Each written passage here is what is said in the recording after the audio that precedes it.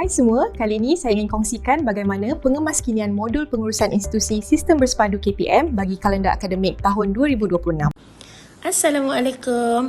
Okey, kali ini saya nak berkongsi tentang bagaimana kita nak membuat penetapan murid bagi kelas prasekolah. Okey, baik. So ikut je langkah-langkah ini. Kepada yang tak berjaya tu nanti saya tunjukkan cara yang lain. Itu cara saya lah. Okey, yang pertama kita masuk dekat ID.me, kemudian kita pergi dekat pengurusan institusi. Klik je bahagian pengurusan institusi ni, kemudian kita kena pastikan kita ambil peranan.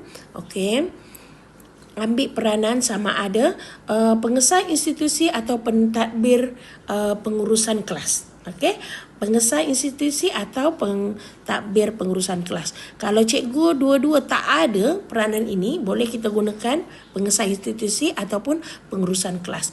Kalau nak guna pengesah institusi, nanti boleh terus sahkan buat pengesahan, sebab selepas kita buat penetapan kelas, kita kena sahkan juga kelas tu. Okey, kalau pentadbir pengurusan kelas ni dia tak boleh buat pengesahan tu lah. Baik, jadi dua-dua ni kena boleh guna. Okey, kemudian kalau cikgu tak ada dua-dua ni, boleh minta tolong mana-mana fikir untuk memberi peranan kepada cikgu. Okey, boleh Baik, seterusnya macam sekarang ni saya pilih pentadbir pengurusan kelas, ataupun saya buat je pengesah institusi lah. Saya pilih pengesah institusi. Okay. Kemudian cikgu pilih kurikulum, ekstra kurikulum, pengurusan kelas, kemudian pilih senarai murid. Okey, kemudian cikgu pergi mana? Cikgu pergi dekat status ni, pilih yang terapung. Terapung. Kemudian pilih, kalau nak pilih kelas pun boleh. Okey, kalau prasekolah, tapi yang ni kita boleh terapung kelas ni. Macam saya tak boleh pilih dah sini sebab dia tak banyak. Kalau cikgu-cikgu ada banyak kat sini ni, okey, paparan cikgu ni kat sini, contoh ini murid ni kan. Contoh, saya bagi contoh sebab saya dah buat dah. So contoh yang inilah, murid ni dia terapung. Cikgu dapat kenal pasti institusi dia ataupun kelas semasa dia prasekolah.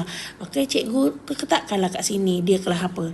Tetapkan kelas dia apa, kelas pra Ibnu Sina, contoh macam tu lah kan. So dia akan tertanda. Cikgu pilih lagi, oh ini pun prasekolah, cikgu tanda macam tu. Oh dia ni kelas prasekolah, kita tetapkan.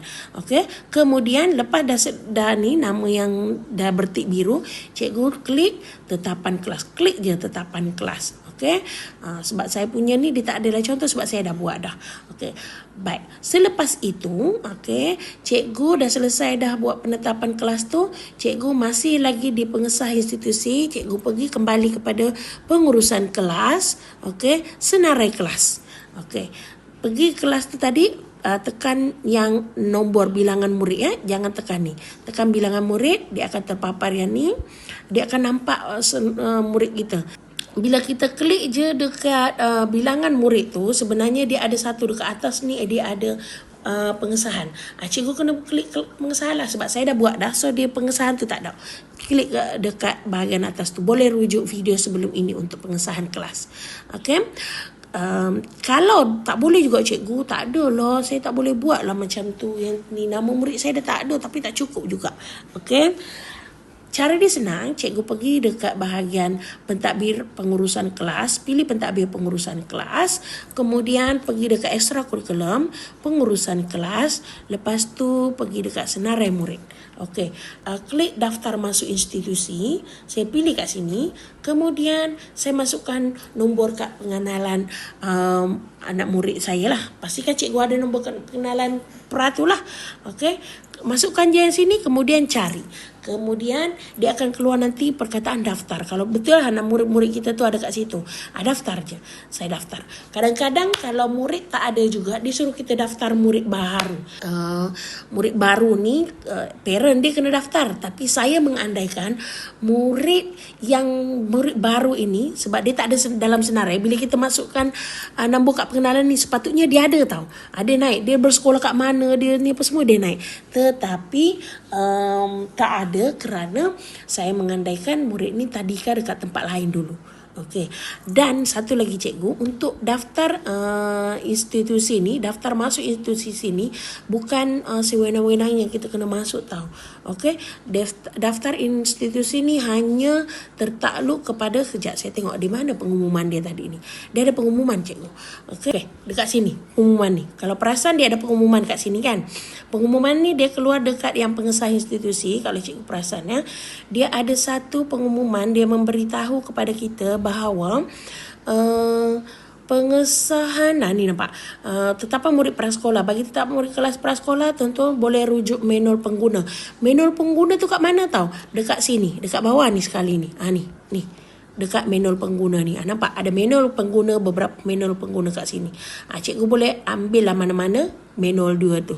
Boleh download menu dia tu. Okey. Dan pastikan kita pengesah institusi lah. Peranan kita itu adalah pengesah institusi. Okey, saya balik kepada pengumuman tadi. Saya nak bagi tahu cikgu, tetapan murid prasekolah tadi kita dah tengok dah. Ini. Okey. Ni.